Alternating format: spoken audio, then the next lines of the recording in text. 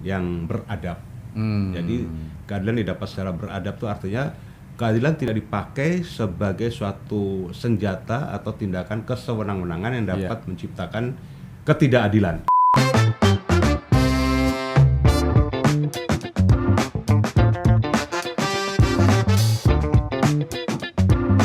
Di balik fakta ada cerita di balik sebuah fakta. Assalamualaikum warahmatullahi wabarakatuh. Waalaikumsalam. Salam sejahtera, selamat malam, shalom, sehat semua kita ya. Semoga kita selalu dalam lindungan Tuhan Yang Maha Kuasa.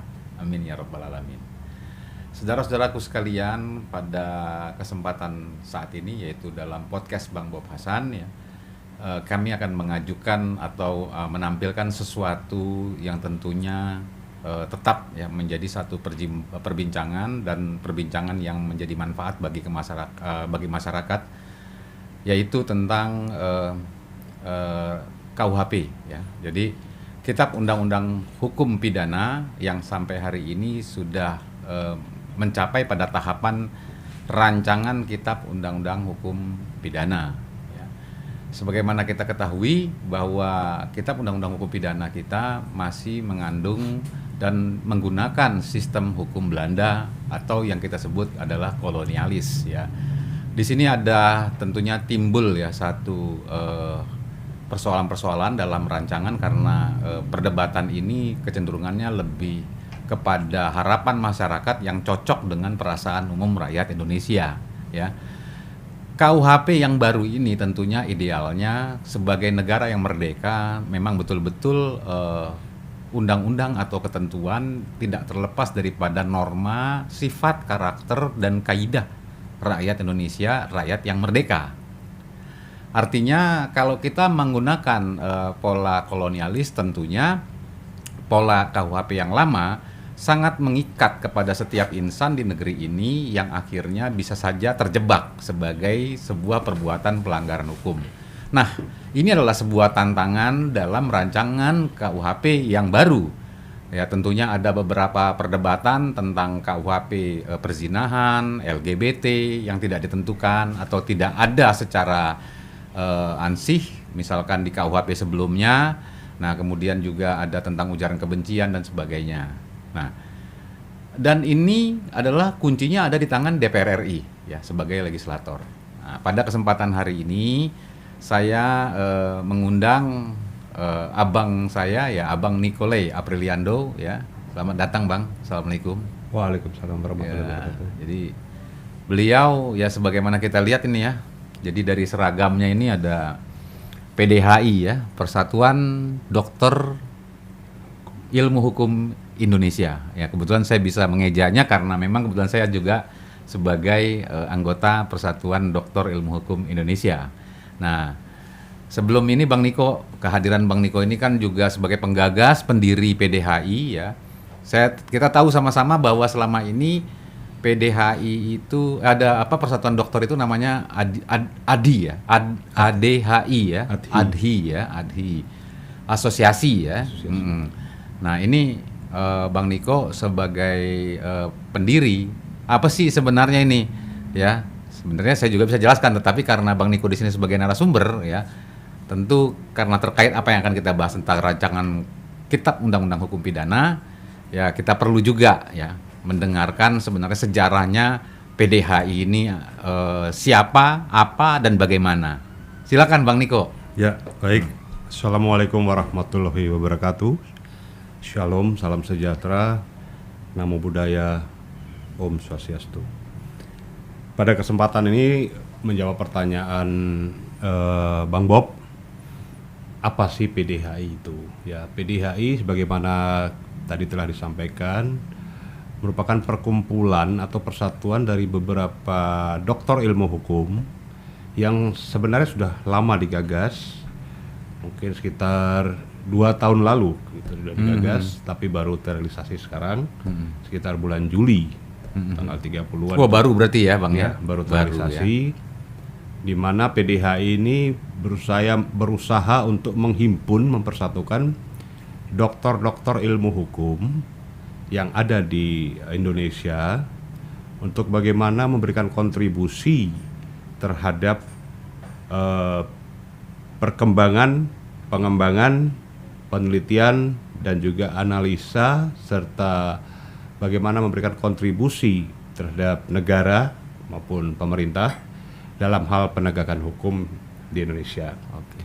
Nah, ini merupakan kontribusi dari beberapa tokoh dan beberapa pakar serta beberapa doktor ilmu hukum, di mana kita lebih mengedepankan secara akademis apa yang terjadi dalam permasalahan hukum kita, dan kita juga mengkaji permasalahan-permasalahan tersebut agar kita dapat memberikan solusi atau kontribusi yang positif bagi penegakan hukum yang ada di Indonesia.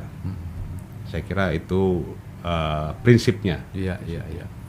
Dan alhamdulillah Persatuan Doktor Ilmu Hukum ini bisa terbentuk oleh karena adanya kerjasama dari teman-teman yang bergelar doktor, kemudian ada juga yang profesor. Namun kami tetap saling mengisi satu dengan yang lain untuk supaya disiplin ilmu yang ada pada kami itu dapat kami berikan sumbangsih kepada bangsa dan negara ini, khususnya rakyat, Amin. pencari keadilan dan juga para penegak hukum yang ada. Saya kira Jadi kayak semacam advokasi juga bisa begitu ya? ya, termasuk untuk membela pencari keadilan juga gitu ya? Ya, termasuk advokasi. Dan juga kita dari advokasi kita dapat melihat bahwa perkembangan ilmu hukum sejauh apa saat ini. Iya. Karena selama ini kan seperti tadi dikatakan di awal bahwa hukum kita ini kan hukum warisan dari kolonialisme. Iya. Maka kita harus memperbaharui hukum itu sesuai dengan kondisi zaman. Iya. Dan yang kedua bahwa kita adalah negara merdeka, di mana kita sudah berkomitmen bahwa negara kita ini mempunyai satu ideologi, yaitu Pancasila yang dipakai sebagai dasar negara, dan Pancasila itu sendiri memuat dua keadilan, yaitu keadilan berdasarkan kemanusiaan yang beradab. Yang kedua, dengan keadilan yang berdasarkan kemanusiaan yang beradab itu dapat menciptakan keadilan sosial bagi seluruh rakyat Indonesia. Iya. Guna menjamin persatuan Indonesia dan juga menjamin demokrasi dalam sila keempat, dan terlebih daripada itu kita mempunyai satu dasar panutan, yaitu adalah pada sila pertama, yaitu ketuhanan yang Maha Esa. Jadi kita tidak bisa mengesampingkan antara penegakan hukum dengan keadilan itu dengan hukum-hukum yang ada di dalam setiap agama. Itu saya kira semua agama mengajarkan hukum yang positif, Iya. yaitu hukum Allah. Dari hukum Allah itu maka turunlah hukum positif bagi negara-negara itu. Nah, segala sesuatu yang terjadi di negara ini tidak boleh lari daripada ketentuan-ketentuan yang tercantum atau termaktub di dalam Pancasila itu sendiri.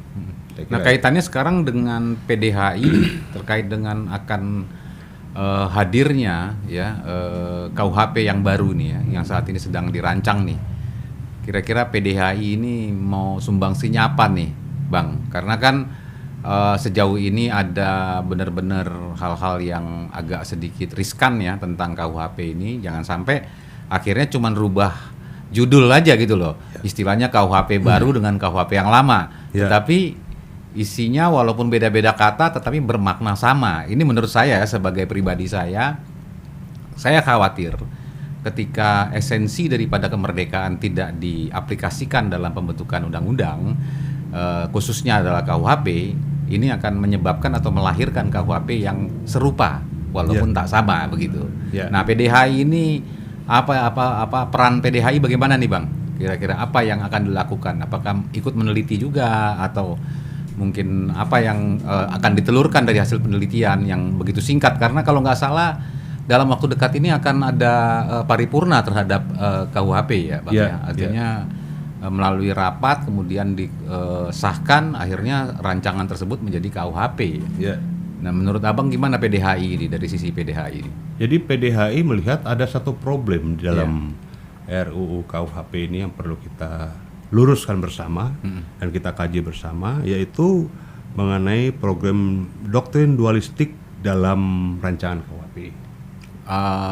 Doktrin dualistik ya? Ya. Berarti dalam rancangan KUHP itu apakah yang sudah ada, yang sudah disosialisasikan oleh legislatif maupun juga oleh eksekutif yang mengajukan rancangan undang-undang tadi itu ada kekurangan tentang doktrin dualistik tadi? Ya, masih ada kekurangan. Sebenarnya gitu. makna doktrin dualistik itu apa sih Bang sebenarnya Bang? Jadi Pengertiannya. kita lihat doktrin dualistik itu salah satunya adalah bagaimana perihal kesalahan pada tindak pidana menempati posisi yang paling menentukan dalam pertanggungjawaban pidana. Di mana dalam pasal 36 ayat 1 itu jelas dikatakan bahwa ketentuan ini menegaskan prinsip tiada pidana tanpa kesalahan. Secara doktriner, bentuk kesalahan dapat berupa kesengajaan dan kealpaan. Profesor Ruslan Saleh. Iya, betul. Gitu Nah, kan. sekarang ini kan banyak terjadi seseorang dipidana tapi tanpa jelas kesalahannya apa. Oke, karena dia tidak ada di dalam undang-undang ya padahal ya, tapi betul. orang tahu dipidana begitu Dipidana, ya. ya. Jadi kesalahan itu jadi sangat-sangat sangat prinsipal yang harus dikaji bersama bahwa kesalahan itu nanti mengandung niat. Oke. Saya. Oke. Apakah ada niat dari seseorang untuk melakukan kesalahan itu sehingga terjadi satu tindak pidana.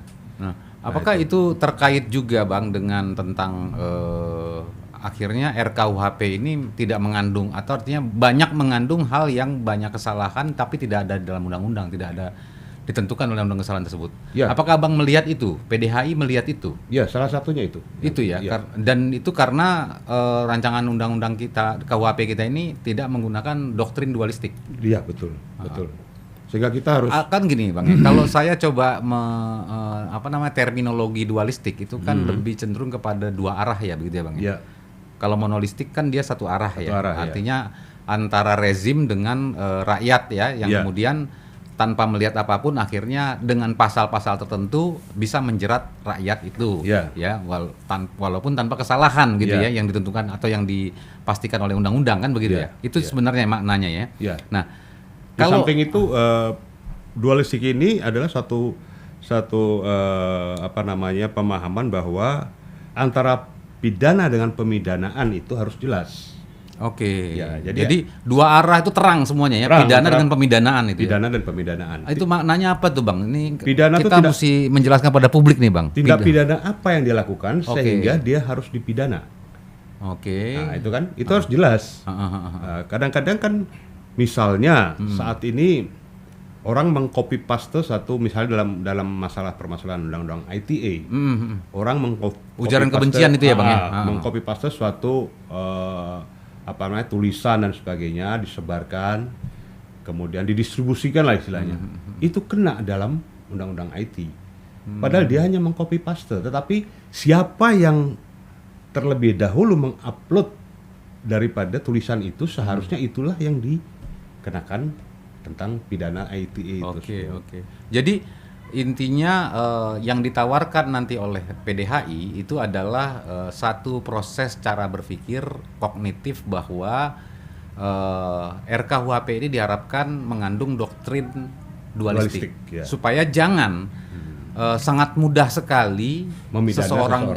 memidana seseorang karena ya intinya begitu tadi Bang ya. Berarti kalau sangat mudah di sebuah negara seseorang dipidana ya berarti itu sama saja dengan masa kolonialis ya, penjajahan. Karena masyarakat akan jauh lebih banyak itu akan mudah dipidana ya. Kayak Betul. ujaran kebencian kan salah ngomong dikit dilapor. Betul. Sedikit dilapor. Betul. Ya kan? Nah, Betul. itu ya sebenarnya Bang. Nah, Ya. selain itu apa makna dualistik terkait dengan intinya misalkan ujaran kebencian nih Bang. Ya. Ya kan?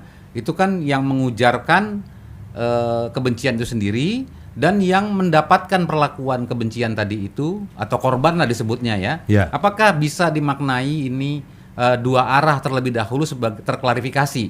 Ya. Misalkan yang melakukan perbuatan tersebut sehingga dinyatakan kamu sudah mencemarkan nama baik saya nih, misalkan gitu kan? Ya. Kemudian dia menjelaskan, kan berarti telah terjadi dua arah nih Bang. Betul. Ya? Nah, sejauh ini kan ITE seperti yang abang katakan tadi ya, Ya. tindak pidana di dalam transaksi elektronik itu tadi Ya. ya. itu sejauh ini kan sulit sekali ya, karena kan kebanyakan dengan sudah dinyatakan kecewa, pencemaran nama baik, terlapor itu bisa jadi tersangka. Ya. Nah itu gimana itu? Ya, jadi kita harus melihat seperti tadi saya sampaikan tadi antara pidana, pemindaan dan pertanggungjawaban pidana. Nah, kalau kita melihat bahwa doktrin dualistik ini menegaskan bahwa untuk dapat dipidana seseorang bukan saja telah memenuhi unsur objektif atau objektif on reh elemen yang tersebut dalam norma. Oke. Ya, sebagai perbuatan yang dilarang dalam undang-undang. Namun juga harus memenuhi unsur kesalahan yang menunjuk kepada kesengajaan dan kealpaan. Dengan kata lain, seseorang hanya dapat dipidana atau bertanggung jawab secara pidana apabila kesalahannya itu dapat dibuktikan, meskipun seseorang itu telah melakukan perbuatan melawan hukum, namun tanpa adanya kesalahan maka dia tidak dapat dipidana. Itu intinya. Intinya di situ ya. Ya. Nah, sementara kan RKUHP itu kan sudah terbentuk nih Bang, Ya. rancangan ini. Ya. Nah, Abang tadi sudah katakan dengan penyampaian penawaran dari PDHI ada doktrin dualistik ya. Itu berarti rancangan KUHP yang Abang lihat selama ini berarti banyak yang tidak menganut doktrin tersebut, Bang. Ya, hampir. Betul ya? Ya, betul. Nah, ini kan sudah rancangan loh, Bang. Betul. Nah, kira-kira PDHI gimana ini untuk mengubah yang sudah jadi rancangan yang tinggal ketuk palu ini, Bang? Ya. Nah, ini gimana ini? Jadi PDHI harus memberikan terobosan. Oke. Memberikan terobosan baik itu melalui pembentuk undang-undang dalam hal ini DPR. Iya. Ya, paling tidak PDHI memberikan suatu kontribusi melalui satu rapat dengar pendapat umum dengan DPR supaya di situ terjadi satu argumentasi diskusi yang tidak menimbulkan diskursus. Sehingga rancangan KUHP ini betul-betul memenuhi kaidah-kaidah norma hukum yang betul-betul dapat memenuhi keadilan dan kepastian. Nah, selama ini kan orang hanya mencari keadilan, yang berdasarkan kepastian. Yang berdasarkan Selama ini kepastian tanpa ada dasar. Oh. Nah, sehingga kita perlu menciptakan kepastian hukum dan keadilan yang berdasarkan pada Pancasila itu. Jadi di Pancasila itu ada hak dan kewajiban yang harus terpenuhi. Dan Pancasila itu indikator bangsa kita yang merdeka ya? Indikasi dan indikator bangsa kita yang merdeka. Yang lepas dari jajahan ya. Artinya jajahan termasuk hukumnya kan gitu? Betul. Dan Pancasila itu mengatur hak dan kewajiban sama dengan teori-teori yang diajarkan oleh Aristoteles dan sebagainya mengenai teori hukum, teori keadilan dan sebagainya. Tetapi secara real Pancasila mengajarkan pemenuhan kewajiban, hak dan kewajiban itu, tetapi pemenuhan kewajiban itu berdasarkan asas ketuhanan. Nah, ini kelebihan Pancasila. Asas ketuhanan. Itu sebenarnya makna daripada yang berdasarkan Pancasila tadi. Iya, betul. Oke. Jadi tidak lari daripada asas ketuhanan itu. Ya.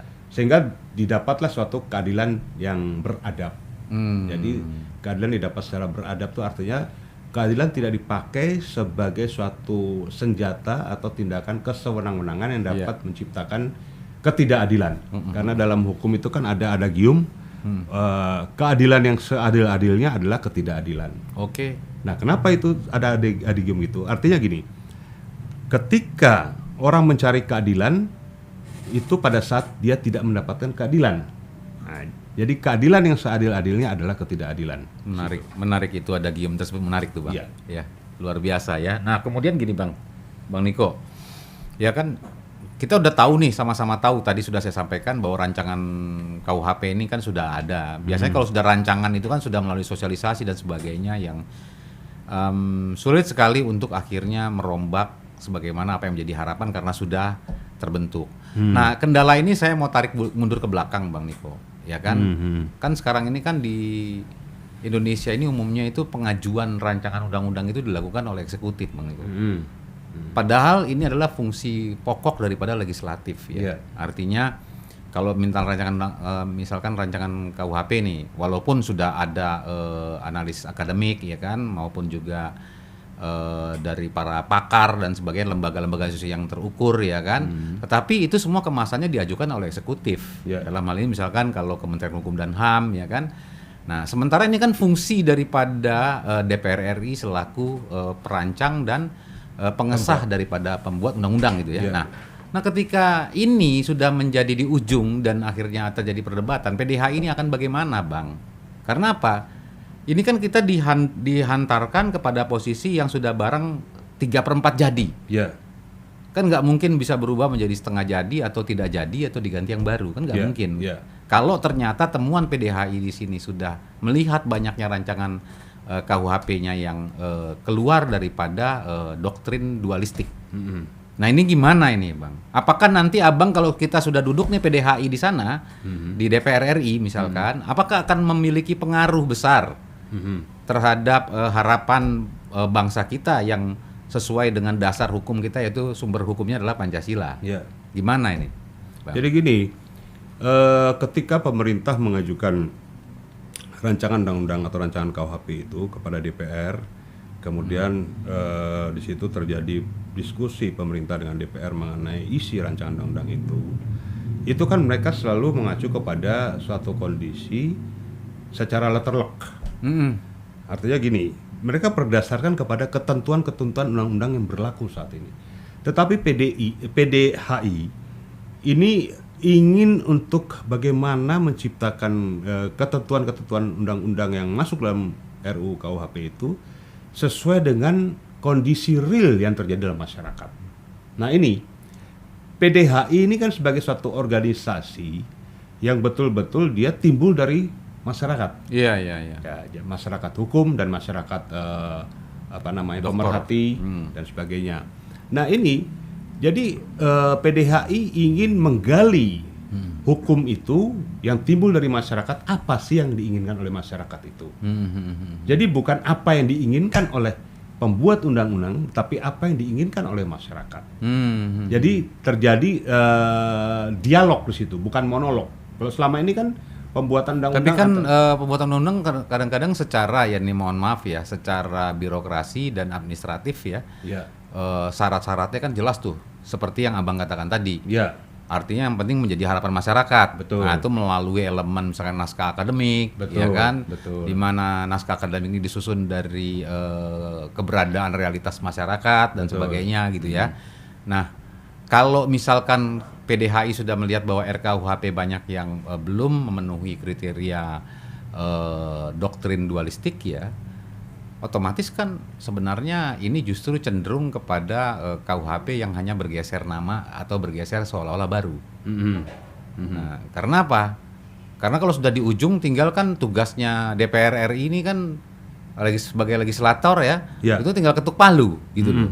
Karena sudah tidak ada yang komplain, tidak ada yang apa segala macam. Tetapi utuhnya itu saya melihat justru di pembuatan undang-undang ini dibidani oleh banyak hal sebenarnya, banyak komponen. Ya. Nah, apa benar apa enggak ini perkiraan saya nih, Bang? Kan artinya gini, legislatif itu kan pembuat undang-undang, Bang. Ya. Ya kan? Tapi yang bikin undang-undang itu campuran semuanya. Ya. Ya, bahkan inisiator itu kecenderungannya isinya jauh lebih banyak dari elemen yang di luar daripada pembuat undang-undang, yaitu legislatif. Ya. Nah, apakah benar nih? Coba. Ini kan fakta nih, Bang. Kita bicara fakta. Nah, kenyataan, karena kita lihat RKUHP ini sebagai contoh, tapi ini penting karena RKUHP ini akan menjadi pegangan nih. Ya. Ini akan menjadi perhelatan bagi orang yang merasa merasa disakiti untuk mencari keadilan, ya patokannya di KUHP ini. Ya. Nah, bayangkan kalau seandainya ternyata isinya masih mengandung hal-hal yang berbau kolonialis, artinya sehingga ada keberpihakan, ya artinya seolah-olah nanti seperti akhirnya hasilnya ujungnya ya tajam di bawah, tumpul di atas. Betul. Nah, Betul. karena kekuasaan tadi, Bang. Betul. Kan begini, hukum yang mengandung rezim kolonialis, hukum yang tajam di bawah, tumpul di atas. Ya. Karena memang ketentuannya sudah demikian. Betul. Itulah peninggalan kolonialis ya, pada umumnya seperti itu, Bang. Ya. Nah, sekarang coba Abang lihat fakta ini gimana, Bang, membaca Jadi fakta gini, ini. untuk menjawab itu maka kita perlu mengkaji lebih dalam tentang ketentuan dalam penjelasan pasal 36 ayat 2 RUU KUHP itu. Jadi terkait dengan corak atau gradasi dari kesengajaan misalnya ya. Secara doktriner, kesengajaan menunjuk pada 3 bentuk, yaitu kesengajaan sebagai maksud atau tujuan, kemudian kesengajaan sebagai kepastian atau keharusan kepastian, dan juga kesengajaan sebagai suatu kemungkinan. Oke. Nah, kita harus menggali atau mengkaji lebih dalam masalah ini sehingga ketiga menunjukkan adanya perbedaan terhadap akibat yang terjadi dan ini lazim berlaku dalam delik material. Supaya apa? Supaya tidak timbul yang tadi kita bahas di awal, yaitu terjadi suatu pemidanaan atau pertanggungjawaban pidana tanpa satu ketentuan pidana yang jelas. Nah, inilah yang perlu kita kaji mendalam pasal 36 ayat 2 dari RUU KUHP itu. Nah, dengan demikian menjawab tadi pertanyaan itu supaya pencari keadilan mendapatkan kepastian. Jadi bukan kepastian dahulu baru keadilan. Tapi pencari keadilan mendapatkan kepastian hukum itu. Situ. Let's say oke, itu kan satu narasi yang telah dibangun oleh PDHI lah misalkan melalui Betul. Bang Niko nih ya. Betul. Kan realitasnya hari ini kan Bang Niko nanti PDHI akan membahas tentang atau mengkaji tentang RKUHP yang sebentar lagi ketuk palu nih Bang. Kalau sudah ketuk palu nggak bisa kaji-kaji lagi Bang. Betul. Nah ini realitasnya nih Bang. Ini kalau seperti ini untuk menghindari agar jangan dispute ya dalam konteks bahwa harapan daripada bangsa dan negara itu, contohnya dari PDHI ini harapannya adalah doktrin dualistik ya.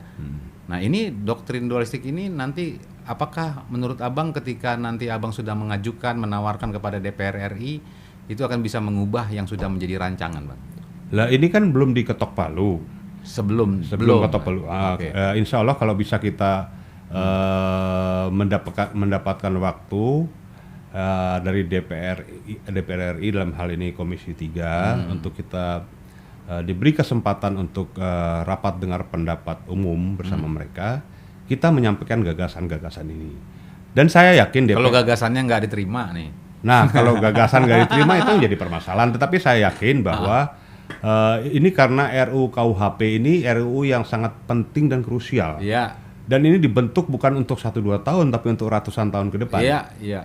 Bukan kita yang menikmati, mungkin anak cucu cicit kita nanti yang menikmati. Sehingga harus betul-betul dikaji secara mendalam masalah ini. Kalau DPR terburu-buru dengan mau ketok palu karena masa jabatan mereka tinggal beberapa tahun lagi, ini sangat riskan. Sehingga nanti bisa menghasilkan RUU KUHP yang cacat, baik secara formil maupun material. Tetapi kalau mereka mendengar semua masukan dari segala elemen masyarakat bahwa RUU KUHP ini memang kita tidak bisa sempurna 100%, tetapi mendekati kesempurnaan. Itu jadi sebenarnya kalau menurut Abang nih RUU KUHP ini nih yang sejauh ini PDHI lihat yang banyak terlalu krusial itu yang lemah dari pasal-pasal apa aja tuh Bang, tentang apa aja tuh? Ya itu seperti pasal masalah ini ujaran kebencian, penodaan agama, kemudian perzinahan, hukuman mati.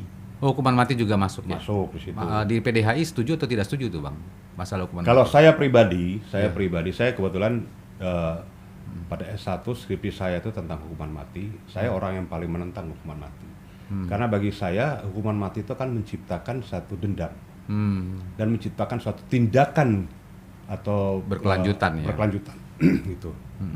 Dari si terdakwa, dari si keluarga terdakwa atau dari keluarga yang menerima hukuman mati maupun dari pihak lain gitu. Ambil contoh, pernah tahun 80-an itu terjadi suatu pemidanaan mati terhadap, kalau masih ingat, kasus Sengkon dan Karta. Ketika Sengkon dan Karta dituduh telah melakukan pembunuhan berencana, kemudian dia dihukum mati. Berdua.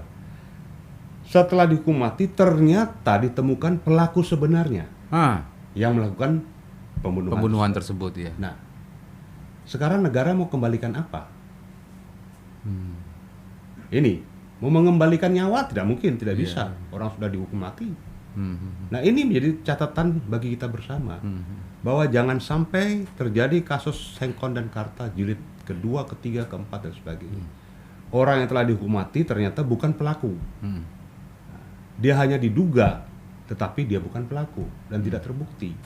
Nah, ini perlu kita kaji bersama sehingga apa yang disampaikan oleh PDHI dalam doktrin dualistik ini menjadi sangat penting Oke. untuk menjawab pidana mati itu. Oke.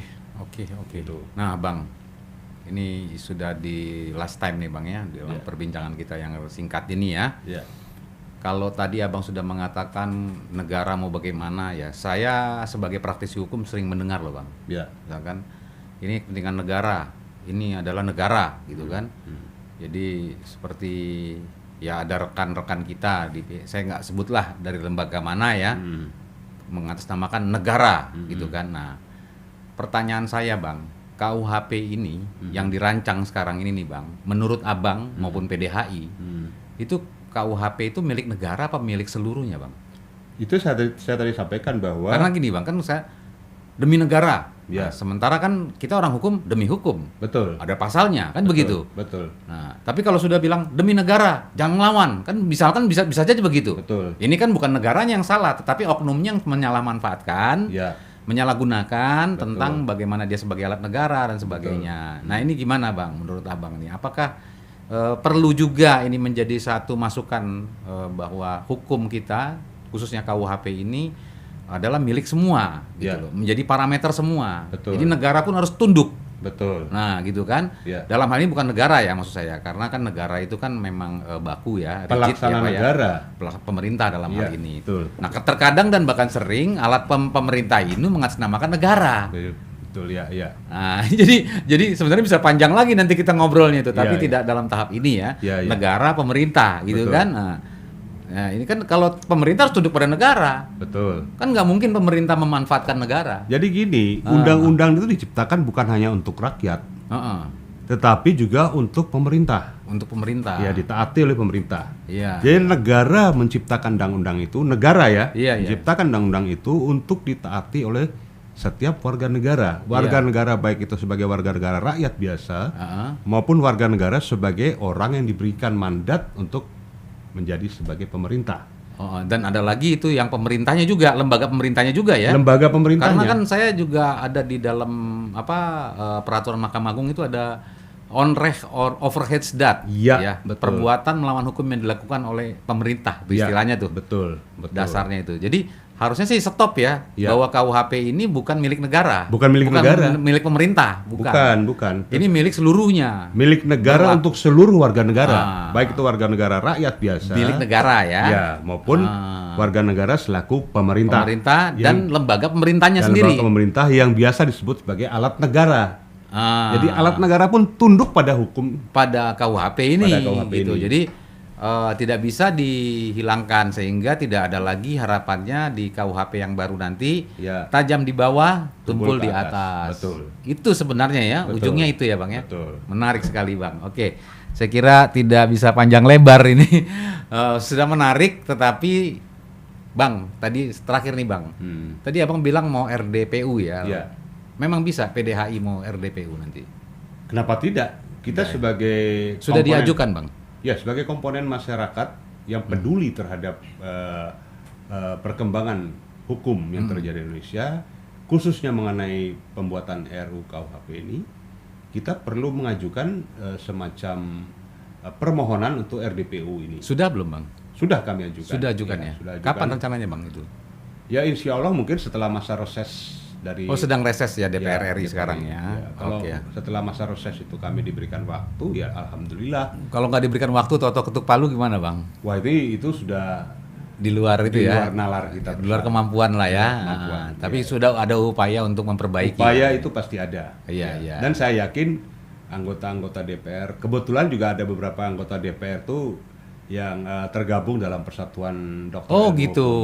Hukum, ya. Jadi Mudah-mudahan setidaknya terkoordinasi ya. mereka juga bisa menyerap Membantu. aspirasi dari organisasi ini. Oke. Gitu. Saya kira demikian, saudara-saudaraku sekalian, kawan-kawan sekalian. Tidak panjang ya, tetapi cukup padat ya maknanya bahwa PDHI sebuah institusi atau badan hukum, badan perkumpulan para intelektualitas yang berstatus sebagai doktor ya. Doktor itu adalah program pasca sarjana yang sering kita kita sebutkan S3 ya, strata 3. Gelar akademik tertinggi. Gelar akademik tertinggi ya. Iya. Oke. Nah, jadi tentu sebagaimana kebiasaan dokter ya pada saat mereka ujian dan sebagainya Kalau misalkan kita ada 3 lapis ya, skripsi itu di atas, bawahnya tesis, lebih bawahnya lagi adalah disertasi doktor nih ya. Nah, akibat karena banyak lebih menganalisis ke dalam, mungkin tadilah ketemu doktrin dualistik di PDHI tadi ya. Betul. Saya kira mudah-mudahan sekali lagi jangan RKUHP atau KUHP kita yang akan digunakan beratus tahun Bang ya. Beratus tahun ke depan ini nanti benar-benar ya memiliki makna sehingga digunakan atau menjadi parameter hukum di Indonesia sebagai negara yang merdeka. Jangan lupa, negara yang merdeka, negara yang masyarakatnya dilindungi hak asasi manusianya, kemerdekaan, bebas berpendapat dan sebagainya, dengan pembatasan-pembatasan sehingga tidak ada jebakan-jebakan Batman dalam pengertian pemanfaatan orang-orang tertentu yang berbau dalam tanda kutip kekuasaan dapat menekan orang melalui pasal-pasal yang digunakan. Karena itu adalah proses ya kejadian yang dilakukan pada masa kolonialis. Jadi menggunakan hukum untuk menindas orang. Itu ya, saya kira itu yang bisa kita bisa publish pada kesempatan podcast pada hari ini. Mudah-mudahan ya ini bisa bermanfaat buat kita dan saya yakin mudah-mudahan kita akan berjenjang ya. Syukur-syukur nanti PDHI yang termasuk anggotanya saya dapat juga podcast kami meliput kegiatan RDPU kalau memang benar-benar nanti diterima nih Bang. Ya, saya kira demikian. Makasih Bang Niko ya sudah bisa hadir di studio kami. Makasih juga kepada institusi PDHI ya, Persatuan Dokter Ilmu Hukum Indonesia. Sukses untuk kita semua, negara Indonesia merdeka yang hakiki. Billahi taufik wal hidayah. Wassalamualaikum warahmatullahi wabarakatuh. Waalaikumsalam. Salam sejahtera, shalom, selamat malam.